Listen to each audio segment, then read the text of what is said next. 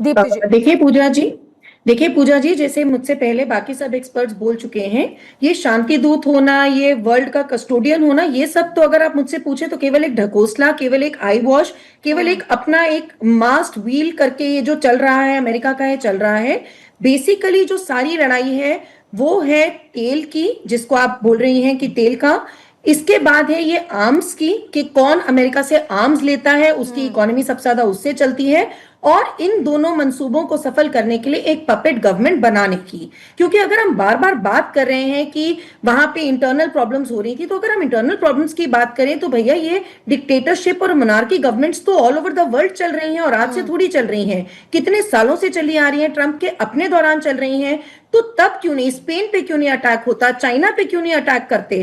पाकिस्तान जो हमारा नेबर है, वहां हर दूसरे दिन कभी अयूब खान, कभी जियाउल हक, कभी अभी आसिफ मुनीन, ये अपने आप को ज्यादा इलेक्टेड गवर्नमेंट से ज्यादा अपने आप को स्ट्रांग बना लेते हैं। तो वहां क्यों नहीं अमेरिका को दिखता है कि इंटरनल प्रॉब्लम्स चल रही हैं? तो अगर हम ड्रग कार्टेल की बात करें तो तब उनको कोलंबिया क्यों नहीं दिखता, उनको मेक्सिको क्यों नहीं दिखता?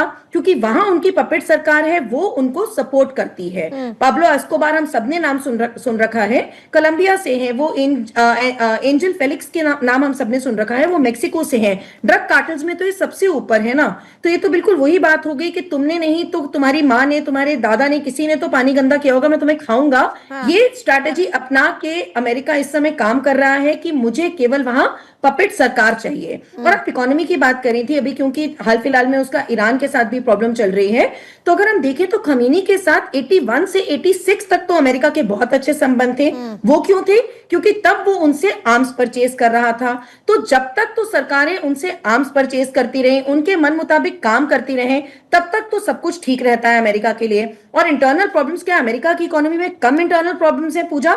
अगर हम देखें अक्टूबर 2025 में ट्रंप की रिजीम की बात करते हैं, ट्रंप 2 की रिजीम में अक्टूबर 25 में नो किंग्स मूवमेंट हुआ। जून 25 में उससे पहले वही नो किंग्स मूवमेंट हुआ था। उनका जब उन्होंने गवर्नेंस एफिशिएंसी की सरकार खोली थी, तब डिपार्टमेंट खोला था, तब हैंड्स ऑफ प्रोटेस्ट हुआ था। 2018 में वुमेन्स मार्च हुआ था। तो अपनी इंटरनल प्रॉब्लम्स तो अमेरिका को दिखती नहीं है, दूसरों के ऊपर बिग डैडी बन के हमला करना, क्योंकि उनको पपेट सरकार चाहिए। मतलब लिटरली यहाँ पे ये होता है कि या तो मैं जैसे बड़ी इकोनॉमीज हैं, अब इंडिया के जो माननीय मोदी जी के समय जो सरकार चल रही है, आंख दिखाने की हिम्मत नहीं होती है तो टैरिफ्स का खेल खेल दो, मतलब हमला कर दो, नहीं तो पपेट सरकार बिठा दो, नहीं तो टैरिफ्स कर दो। ये सब कुछ केवल इकोनॉमी और अपनी super power big daddy establish करने का चल रहा है। सर आपके पास आते हुए एक